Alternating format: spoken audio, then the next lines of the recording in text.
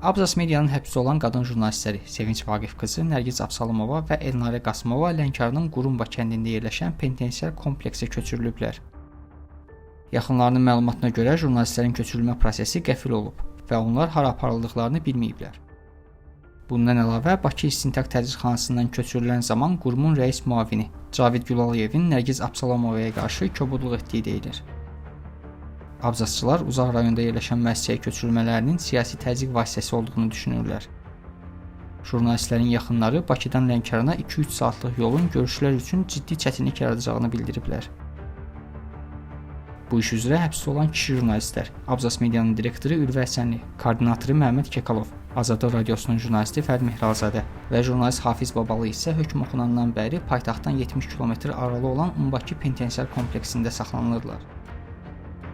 Vəkil Fariz Namazlı Facebook hesabında yazıb ki, Avropa İnsan Hüquqları Məhkəməsi vaxtilə məhbusların yaşayış yerlərindən uzaq məsafədəki müəssisələrə köçürülməsini qanunsuz sayan qərarlar verib.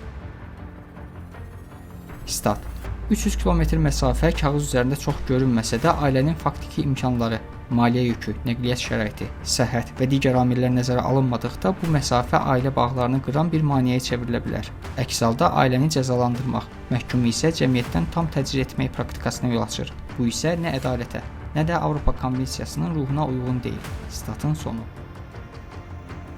Abzas Media işi üzrə təqsirləndirilənlər 7 il 6 aydan 9 ilə kimi azadlıqdan məhrum etmə cəzası alıblar. Onlar qaçalmazlıq da daxil olmaqla bir neçə maliyyə cinayətində ittiham edilirlər. Lakin jurnalistlər ittihamlarla razılaşmır və istintaqın ortaya tutarlı sübutlar qoymadığını bildirirlər.